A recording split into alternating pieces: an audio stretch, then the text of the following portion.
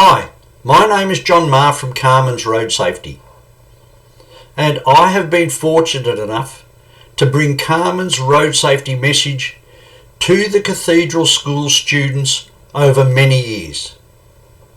Prior to COVID, I had the pleasure of travelling to Queensland, to your school, to be able to bring Carmen's road safety message in person to those students who were there at the time. The Cathedral School is so determined to bring Carmen's road safety message to the students that I now do a webinar. And this webinar is presented to you today thanks to Ms. Brown. Guys, I'm going to tell you how the roads have impacted me and my family. And I want to point out right up front that the most dangerous place in this country for every single one of us is right out there on our roads. The roads are the most dangerous place to be. Far too many people are taking risks on our roads. There's so many things happening on our roads that are causing serious injuries and deaths, and we must understand that we have a role to play. And our role is to be the safest road user that we can possibly be, and to never ever take a risk on our roads. We have one life only to live. You are currently living your one and only life. And I'm now going to tell you how important your life is and how easily it can be taken from you, especially on our roads. I'm going to speak to you about how the roads have impacted me and my family. And I don't know any of you, obviously. However, I do know that there's a real possibility that there's someone in this room, one of you, who has lost a loved one or who has had someone seriously injured on the roads. And if, as you're listening to my presentation about my family, you're finding this something that's too difficult to listen to, that you simply cannot handle it, I give you permission not to put your hand up, instead just to stand up and walk out of the room and step outside. Once you get outside, if you can possibly compose yourself, it would be great to be able to come back in again, because you may hear something that may one day save that one and only precious life that you're currently living. So I'm now going to take you on mine and my family's journey. And to do that, I go back to Sunday the 4th of April 1993. The place is Cathedral, a beautiful little town just outside of Bendigo in Victoria. Back then, I was aged 42. Check me out. I'm the cute one in this photograph. And Ange was also aged 42. And to all of the ladies that are sitting here in this presentation, I can tell you that Ange still looks like she's 42. She looks absolutely sensational. Very beautiful. And Ange and I are both now 74 years old, can you believe? But Ange does look like she's 42. And you have a chance to look like you're 42 when you get to your 70s. But you need to marry a bloke like me. I can tell you that Ange is the luckiest woman in the world. We had to have beautiful children. Our eldest was Michelle back in 1993 at age 20. Katrina was 18, Jasmine was 16, and Carmen, our youngest, was aged 15. So that was our family back in 1993, and it was a beautiful day. It was Sunday the 4th of April. Ange was going to Mass in Cathedral. This particular Sunday I didn't go to church because I was the captain coach of the Sedgwick Cricket Club, and we'd won the first premiership that this club had ever won in cricket. I'd previously coached A-grade cricket in Bendigo, but I came out to Sedgwick to see if I could help them win a premiership, and we won it that first year. Ange had already headed off to Mass, and a half an hour later I borrowed Michelle's car and I headed off towards the cricket function. Little did I realise I was actually going to go to a car crash. As I was going into Cathedral, I was in the 80 kilometre zone, slowing towards 60. I saw a four-wheel drive coming out of the 60-kilometre zone, and I noticed it lose control, so I came to a complete stop on the highway and I sat there. The four-wheel drive veered across the road in front of me. It looked like it was going into the trees on my side of the road. Instead, it swerved back, and it swerved so tightly I saw the bull bar dig into the road. It shot the four-wheel drive up in the air so high it was above the roofline of my car, and I lost sight of it. The next thing I know, I was knocked unconscious because it had landed upside down on the roof and bonnet of my car. When I came to for the first time, I heard someone outside the car saying, "Whoever is in there has got to be dead." And the reason he said that was because the roof of Michelle's car was below the door sills all the way around the car. What saved my life was in the impact both front seats broke and laid back into the back seat. So I was squashed into the driver's seat, squashed into the seat and laying into the back seat with the roof hard down on top of my face and on top of me. I called out to the guy outside the car and I said, "I'm okay in here." I immediately passed out. Sometime later, can you imagine this? When I came to for the second time, Ange was coming home from church in Axdale. She was the third car on the scene, and she sees Michelle's car poking out from underneath this four-wheel drive. She'd been screaming out to me for about 10 minutes when I heard her when I came to for the second time.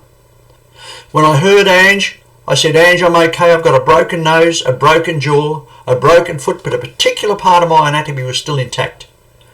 Ange said the two guys had a bit of a laugh at that. She didn't, but she thought that I must have been okay. And I passed out again. The next time I came to, an ambulance officer had been able to get in the back door of the car. He had to get on his back to get under the front seats that were laying on the back seat, and he was upside down trying to put a drip in my arm when he woke me up for the third time. I was trapped in the car for an hour and 50 minutes, and I can only remember about 3 or 4 minutes of the time that I was in the car, thank heavens. He realised I was awake, and he said, "What's your name? How old are you? Do you know what day it is? Do you know what time it is? And do you know what's happened?" I answered all of those questions, and he said, "Mate, I can't believe it, but I think you might be okay." I then said to him, "How are the people in the other car?" He said, "The young lady is deceased." I passed out again, and the next time I came to, I woke up in St John of God's Hospital. I'd been operated on. Ange was sitting beside the bed. The first words out of my mouth were, "Ange, am I going to make it?" Because I can tell you that I felt lousy. There were machines all around me, everywhere. I had tubes out of me, and I felt like I was dying. Ange said, "The doctors are really happy with how you've come through the operation, and you're going to be okay." The result of the car crash was there was one death. I was really seriously injured. And I can tell you that my life, my family's lives, and the lives of so many of our friends were changed forever from that day onwards. I had 26 plates and screws in my face. I have a brain injury, frontal lobe damage, which causes really serious short-term memory problems. And I can tell you that's the worst injury I have. Although I have neck and back injuries. This accident happened 32 years ago, and I still have physiotherapy on my neck and my back once a month. Initially, it was once every 3 days. I was under 4 specialists. I was walking up and down in a hydro pool trying to get my body going again. Within 2 months, the specialists all told me, "John, you will never work again." I was 42 years old, and I was really quickly learning that a car crash is not just a car crash. A car crash is a game changer. It is a life taker. And guys, you should avoid a car crash at all costs. Because when a car is out of control, you don't know what's going to happen. Emma Hayward was aged 18 years and 24 days. Poor Emma had only had her licence for 23 days when she lost control of her four-wheel drive, veered up the highway, it rolled, bounced up in the air and landed upside down on the roof and bottom of my car. And at aged 18 years and 23 days, Emma was killed instantly. I met Emma's dad 6 weeks after the car crash. 2 days after I got out of hospital, he called out to see me. The first thing Emma's dad said to me was, "John, I'm really sorry for what's happened to you." He's lost his daughter. And that's the first thing he said, was that he was sorry for what's happened to me. He then said, "I bought my daughter a four-wheel drive to keep her safe, and I've killed my only child."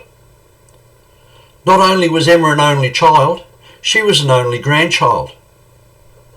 And guys, 8 months later, Emma's mum and dad split up, never to get back together again. And as I said, a car crash is not just a car crash.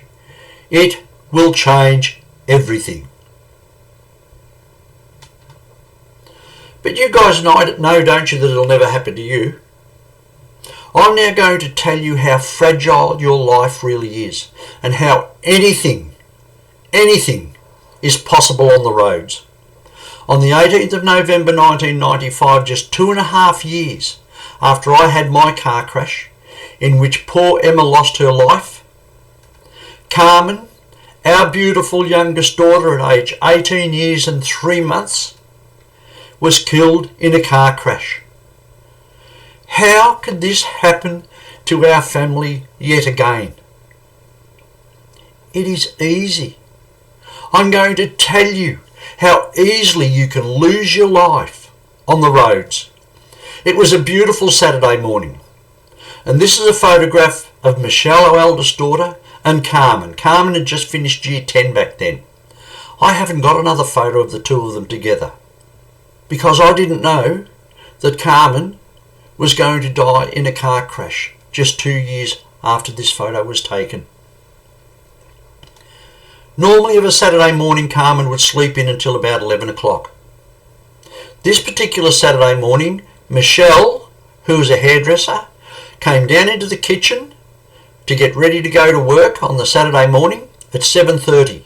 When she walked into the kitchen, here was Carmen, already in the kitchen, fully dressed, sitting at the kitchen table. She had her arms on the table like that, and she had her head in her arms, and she was asleep. Michelle got a real shock and said, "Carmen, what are you doing up?" Just then, her best friend, Carmen Trevine, walked into the kitchen and said, "Come on, Carmen, let's go." What had happened the night before, Carmen had picked her best friend, Carmen Trevine, also 18 years and 3 months. She picked her up from Catholic College in Bendigo and brought her out home. These two Carmens had been the best friends ever since primary school. Carmen Trevine had stayed at our place hundreds of times, just as our Carmen had stayed at Carmen Trevine's home. Carmen Trevine, also 18 years and 3 months, hadn't even started to learn to drive. But she worked part-time of a weekend at McDonald's in Bendigo. So our Carmen had to take her into work. When they walked out to the car, Michelle walked out with them. Michelle was 23 and had more experience. When they got to the car, Michelle said, "Carmen, you're tired. Wind the window down, turn the wireless up. You'll be right, mate, I'll catch you later." And she gave her a big thumbs up. I was getting dressed in the bedroom and I heard Carmen toot as she went out the driveway, out the gate, on her way into Bendigo. It was a 20-minute drive into Bendigo to Carmen's work and 20 minutes home again. Michelle went back inside and got ready for work. At 8:10, Michelle got in her car. She gave us a toot as she left home. She went down to McIver Highway, which is a T intersection. It's a highway where she turned right to drive the 20 minutes into Bendigo. When she pulled up at the T intersection, at the stop sign, she looked left, she looked right, she looked left, and she looked right again towards Bendigo. There was no traffic. No traffic at all on the highway. Michelle When you looked right, you could see about 2 kilometres up the highway, and she thought, I should be seeing Carmen now. And she said her heart nearly stopped. She turned right and started driving in towards Bendigo. As she was going in, there was still no traffic. Michelle said her heart now started racing. She was feeling sick. She felt like vomiting because she knew in her heart that there was something wrong, and she felt that it was to do with Carmen. Guys, just 5 short kilometres from home. This is what Michelle found. Thank God Carmen had dropped Carmen Trevine off at McDonald's. But can you believe that on the way home, at 8 minutes past 8 on this beautiful Saturday morning, our beautiful little Carmen could go to sleep at the wheel at 100 kilometres an hour, and she crashed into this tree exactly with the driver's side door, and Carmen was killed instantly. Michelle pulled up and she went running towards the car. Thankfully for us, there was a police officer standing there beside the car. He saw Michelle running towards the car, and he stepped out and he grabbed Michelle and he said, "Where do you think you're going, young lady?" Michelle said, "That's my sister in that car and I'm going to take her home." He said, "I'm sorry, but I can't let you go there." Michelle could see the blanket. She could see the condition of the car. She then said to the police officer, "Is Carmen all right?" This young policeman, who was 24 years old, we found out later, burst into tears.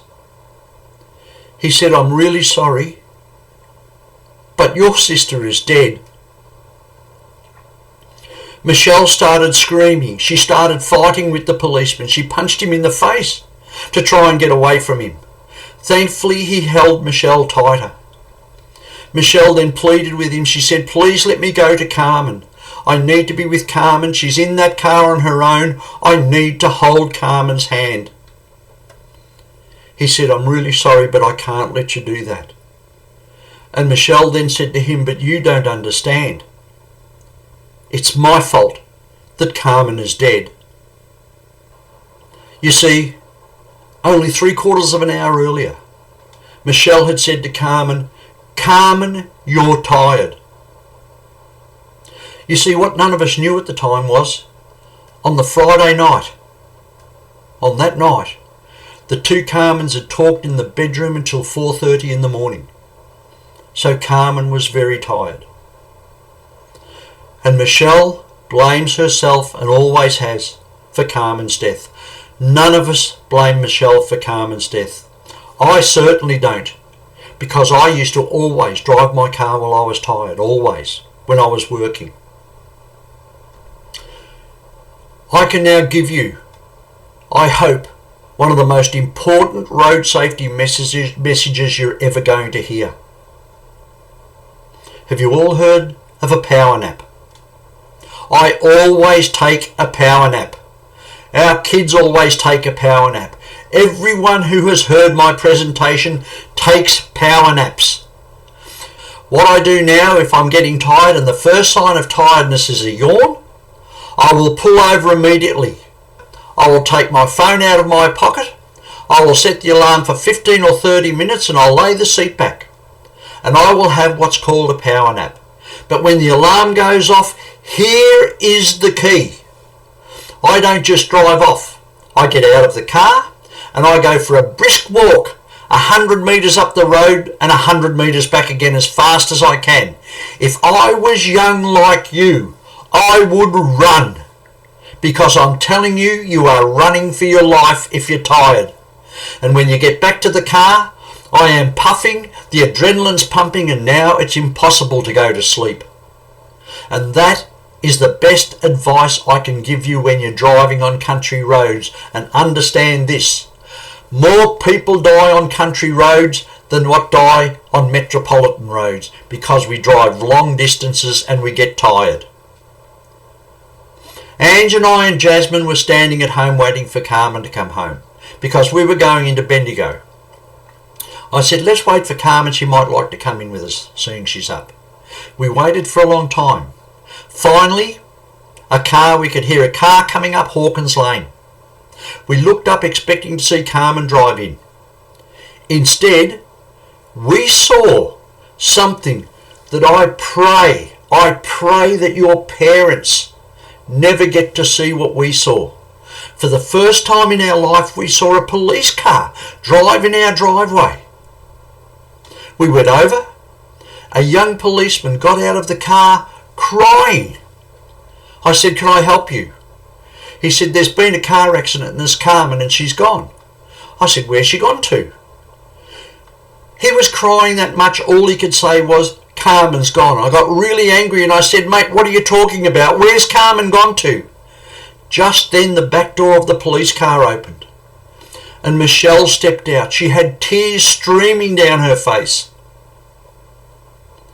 None of us will ever forget what we saw and what we heard from Michelle. Michelle looked at us and she said, Dad, Carmen's dead. Just like that. And that is pretty much how your mum and dad will hear what you have done to them. You see, Carmen didn't do this to herself. Carmen was fine. Carmen had lost her life instantly. No pain. She was asleep when she hit the tree. She didn't even know it was happening. But not us. Look at us. 29 years later. Still, I'm trying to stop people from doing what Carmen has done to us.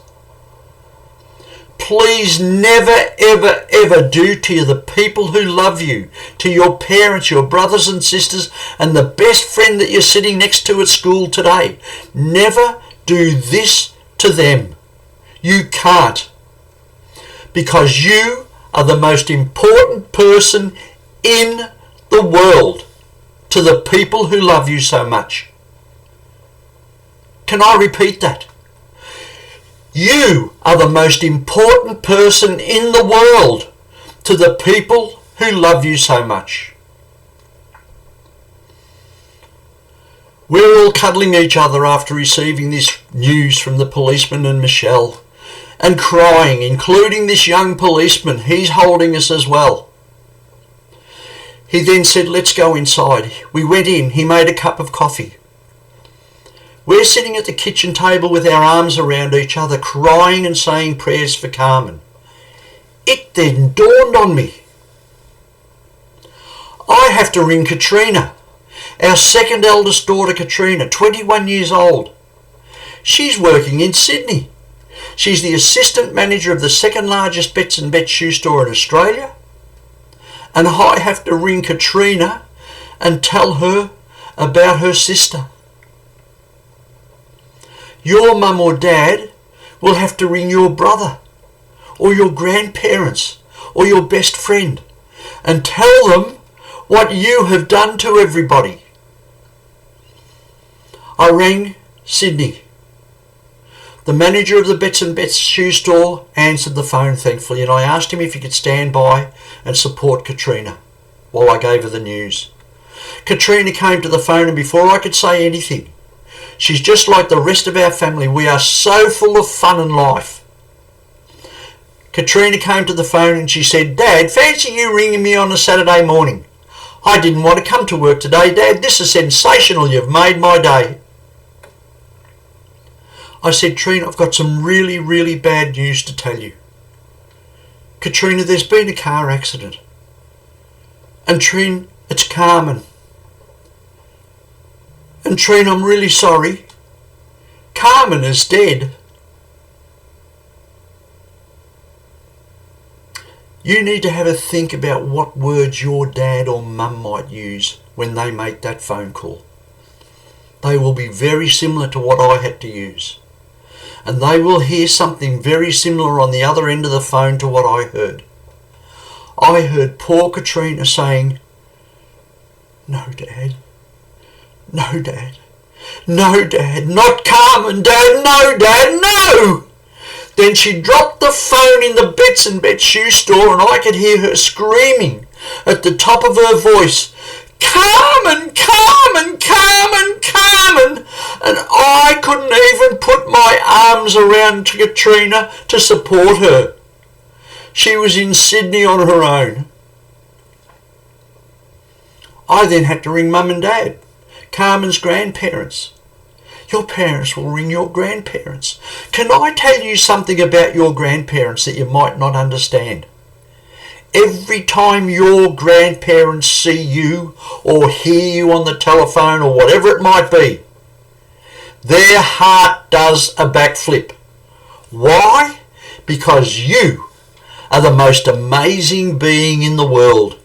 There's only one of you, and they love you beyond belief. You are the most important person in the world. I rang Mum and Dad at Bungaree. They were both 69 years old. Mum answered the phone and I asked if I could speak to Dad. And Mum said, "John, tell me what's wrong." Just like that.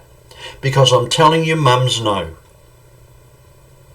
I said, "Mum, I've got some really bad news to tell you. There's been a car accident. And Mum, it's Carmen. And Mum, Carmen is dead." My poor old Mum screamed out to Dad, "Jack, Jack, Jack, my God, Jack! Carmen's been killed in a car crash. You cannot do this to the people who love you. There's only one of you, and you must stay in our lives forever. Forever." I then started on the rest of my family. Brendan Carmen's dead, Peter Carmen's dead, Terry Carmen's dead, Gavin Carmen's dead, and Carmel, my sister Carmen's dead. I turned on Angie's family. Huey Carmen's dead, Jim Carmen's dead, Frank Carmen's dead, Jacko Carmen dead, and Mari up at Maroochydore Carmen's dead. We had a teledex, a little yellow teledex. We all have our iPhones now, and our phone numbers are in the iPhones. We used to have them in a teledex. It had a slider on it. It went from A right down to Z. In that teledex we had 164 telephone numbers of my friends, Angie's, Michelle's, Katrina's, Jasmine's and Carmen's. All of Carmen's friends' phone numbers were in our yellow teledex. And between Ange and I, and between crying and trying not to cry, we rang everybody. Everybody. And you will make your parents do the same. Guys, this absolutely changed our lives. But this is a family's worst nightmare. But I've never been so proud of 6 girls in my entire life. There's Michelle, who arrived at Carmen's car crash 3 minutes after it had happened, just like Ange had arrived at mine. Poor Michelle.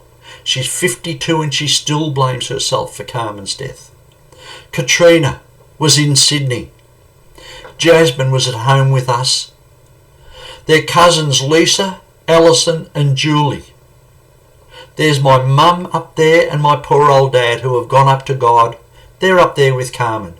Do you know what these 6 incredibly brave girls are doing? They're carrying their sister and their cousin.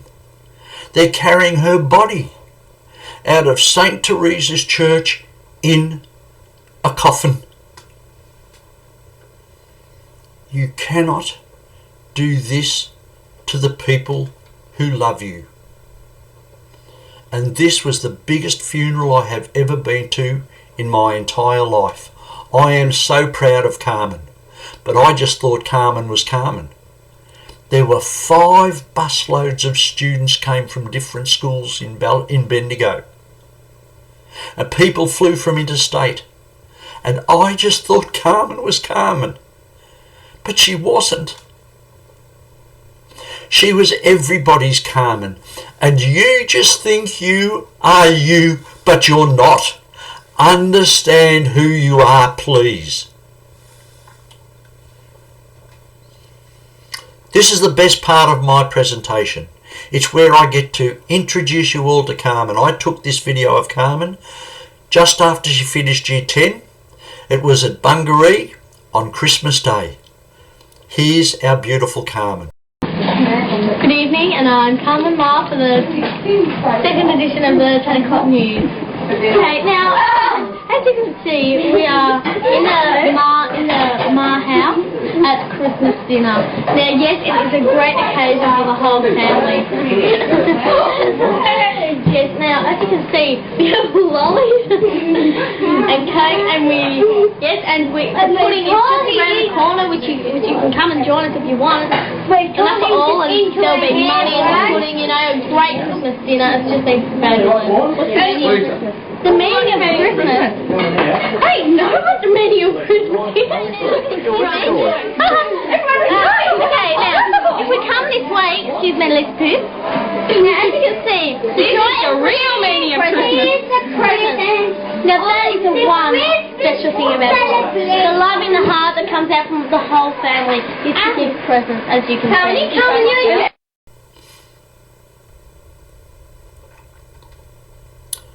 So what about our family's future? It'll be very much the same as your family's future, should you do to them what Carmen did to us.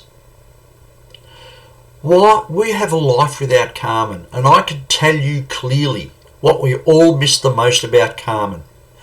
We miss Carmen's cuddles. She gave great cuddles. And thankfully I gave Carmen a cuddle 2 days before she passed away. But I would give anything to give Carmen just one more cuddle. And here's a message. This is from Carmen through me to you directly. And she is telling you that the very second that you get home from school today, you go straight to your mum and give your mum the biggest cuddle you have ever given your mum in your entire life. Tell your mum how much you love her, and tell her how much you appreciate her, and cuddle her hard. A cuddle is the greatest form of affection that there is. When you're finishing cuddling your mum, step back and look her in the eyes and say, "Mum, I promise you this. I will never do to you what Carmen has done to her mum." And when you see your dad today, give your dad a monster cuddle. And guys, I know it's not the Australian macho thing to do, but today is your day, it's Carmen's day, and it's your dad's day. Give your dad a massive cuddle. Say, "Dad, I don't do this enough. I love you so much, and I appreciate everything that you do for me. And Dad, I can promise you this. I will never do to you what Carmen has done to her dad, because he can never give her a cuddle like I can give you a cuddle. And that's all he wants to do. Give your brothers and sisters cuddles. This is a family pact. Tell your brother and sister, I love you. You are my brother, you are my sister. And I will never do to you what Carmen has done to Michelle, Katrina and Jasmine. Now you promise me that you will never do that to me or Mum and Dad. Make them promise as well. Make your mum and dad promise, because I'm telling you, mums and dads and grandparents and friends die on our potentially deadly roads. This is our family. We are the happiest family in the world. Never ever feel sorry for us, because Carmen is in all of our hearts. We are so fortunate. They all know about Carmen. They've all heard Carmen's presentation as they went through school. And of course, the older ones have lived with it. And these are our amazing grandchildren. I'm telling you, every time, even when I see this photo, my heart does a backflip, because I love my grandchildren so much. Why are there so many deaths on our roads? Guys, this is why. There are too many people, especially young ones, who are stealing cars. They don't have a license. They steal cars for joyrides, but in fact what they're doing is stealing cars and going on a joyride to death or serious injury. Or, worse still, they survive, but they kill somebody else. Video has emerged this morning, reportedly from inside the car involved in an horrific crash that killed 4 people in Western Victoria. What speed are we doing? 130. Sweet. Video has emerged this morning, reportedly from inside the car involved in an horrific crash that killed 4 people in Western Victoria. What speed are we doing? 130. Sweet. Let's go live to Tegan Dolling in Melbourne. Tegan, morning to you. You've actually spoken with victims' families to learn more about what unfolded here.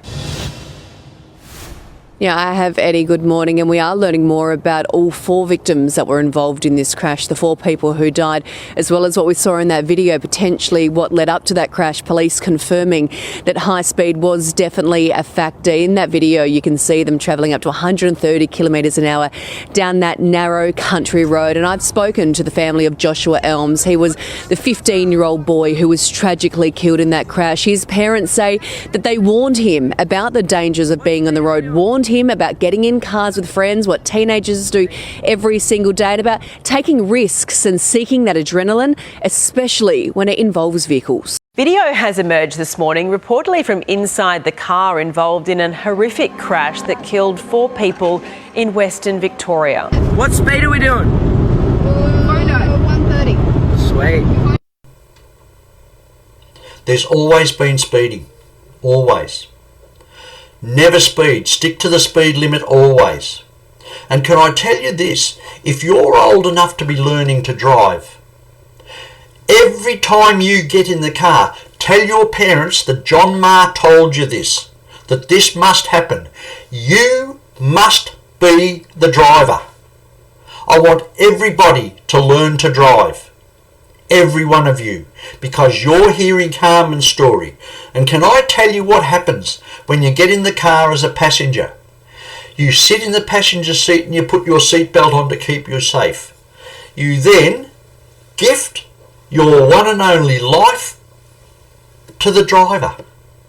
And now you no longer own your precious life. The driver owns you 100%, and you will live or die based on what that driver does next. And I will guarantee that many of you have been in a car where you felt really unsafe because that driver hasn't respected you or your life or understood the power that he has in his hands and his responsibility. So I urge all of you to tell your parents that every time you get in the car, I don't care if you're only going 2 blocks, put the L plates on. So what I'm saying is every time you're in the car with your parents, you're the driver. And you will easily get up your 100 hours, but you can get close to 200. One of my grandchildren, because they travelled around Australia, did 712 hours. How lucky was he? The mobile phone is deadly in a car. If you can't keep your hands and your eyes off the mobile phone while you're driving, put it in the boot for heaven's sake. And when you pull up, I'll guarantee all the missed phone calls will be on it and all the missed messages will be on your phone. And you can safely respond to all of them. But if you touch your phone while driving, it's been proven to be potentially deadly. In Victoria, 482 people were caught over 0.05 last year. Everybody knows you can't drive your car while you're over 0.05. And when you're a learner driver or when you're a P-plate driver, you must be 00. And I recommend that every time you drive, you should be 00. And this 482 people, does any one of you think that they got everyone in Victoria who was driving over 0.05? Of course not. This is now the biggest killer on our roads. The Public Accounts and Estimates Committee say that ice and ecstasy are the most risky, increasing the chance of a crash by 24 times. 24 times, guys. If you decide that you want to go down the drug track, can I ask you to do this? Do everyone a favour. Never, ever, ever get your licence. Please do everyone a favour and never get your licence, because no one can drive their car safely when they're 24 times impaired. And understand this, drugs impair your thinking, because drugs go to the brain. We have a roadside memorial for Carmen. The Bendigo City Council put that there because so many people continue to go out there to visit Carmen. Carmen has impacted so many lives. We're so proud of her. And we have thousands of photos of Carmen. Check her out down here. She was indeed the life of our family. She was so much fun. She would light up a room. On her arm it says, "I love Mum and Dad." We were going to a fancy dress. Michelle's wearing my St Paul's Tech blazer and my St Paul's Tech tie. But check me out. I'm wearing Michelle's netball skirt and I had the best legs of the lot of them. Yes. I have a dream for Carmen's road safety. I've written a book. It took me 20 years to finish the book. Michelle, Katrina and Jasmine have each contributed an amazing chapter. Each.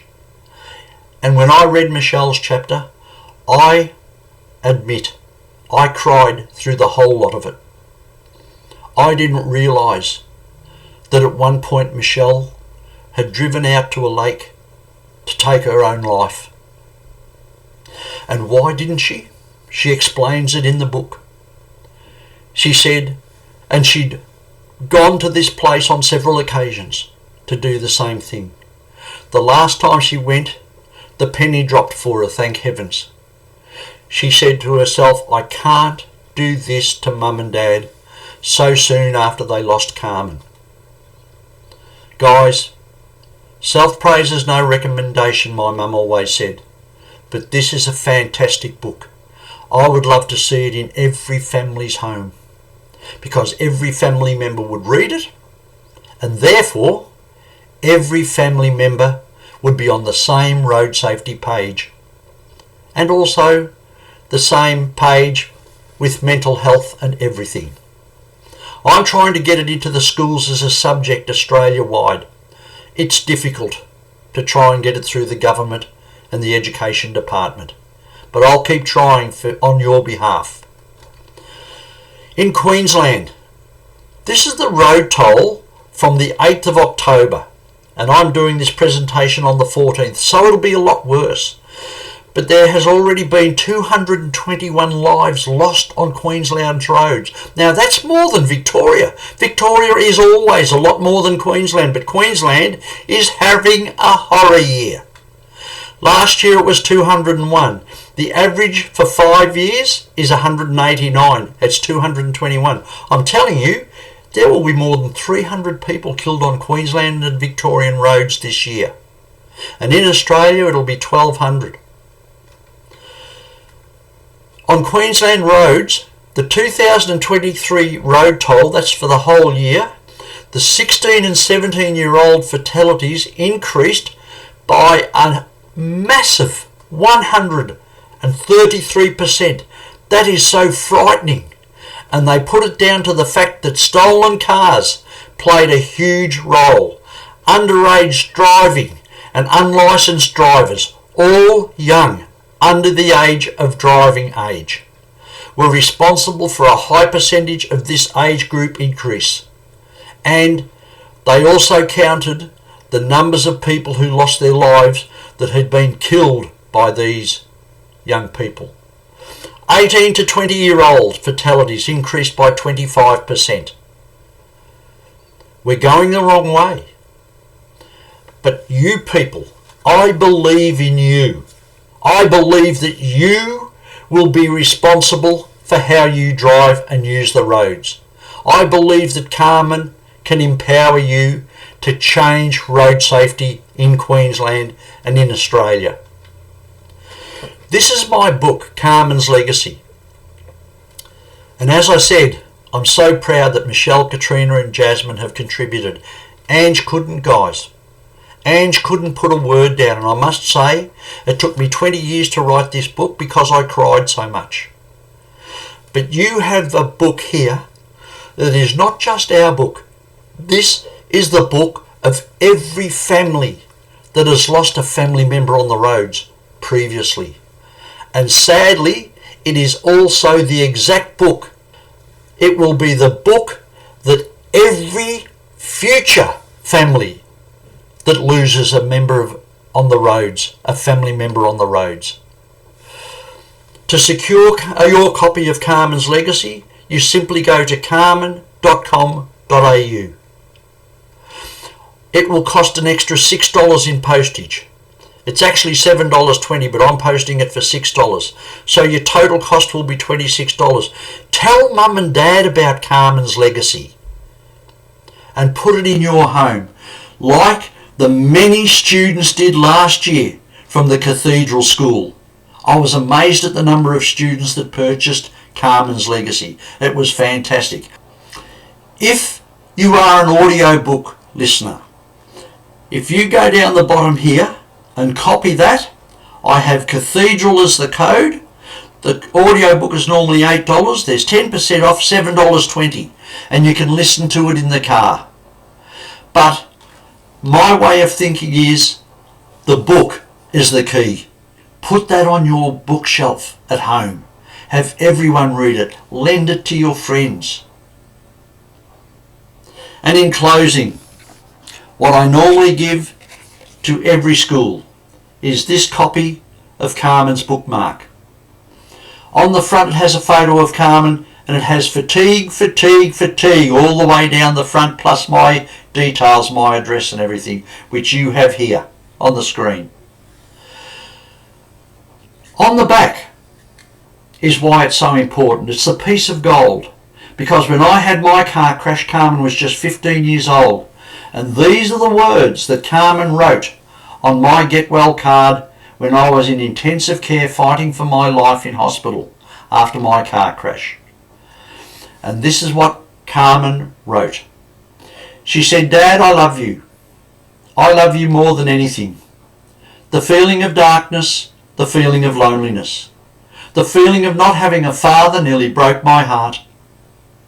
The feeling of not seeing you was like a bomb going off inside of me. The thought, the pain that went through us all was like a nothing that swept our hearts, a nothing that dug deeper and deeper every minute, every second of the day. But then to hear your voice and to see your face, it gave me that love that every one of us thought we had lost. I love you, Dad. I love you more than anything. Love, Carmen." Did you all hear how many times she said love in there? Guys, I love Carmen so much. I haven't met any of you, but Carmen loves all of you, and so do I. And we need you to make a difference on the roads. We need you to always stay safe. And what about your amazing school, bringing this message to you personally? Thank Ms. Brown. Thank your school for Carmen's road safety message. And on behalf of Ange, myself, Michelle, Katrina and Jasmine, Carmen is our gift to all of you. Take Carmen with you as you use the roads. Take her as you live life. You be the ones that can influence others to be safe road users.